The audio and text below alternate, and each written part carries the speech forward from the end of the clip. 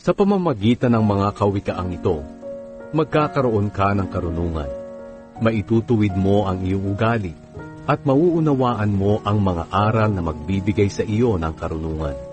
Sa pamamagitan din ito'y magiging disiplinado ka dahil itinuturo nito ang matuwid na paraan ng pamumuhay, mabuting pag-uugali, paggawa ng tama, at pagiging makatarungan.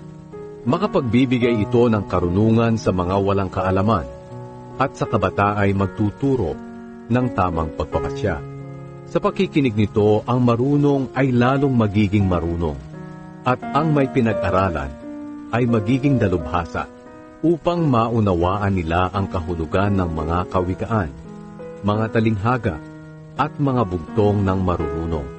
Ang pagkatakot sa Panginoon na may paggalang ang simula ng karunungan. Ngunit sa hangad, walang halaga ang karunungan at ayaw niyang maturuan upang maituwid ang kanyang pag-uugali.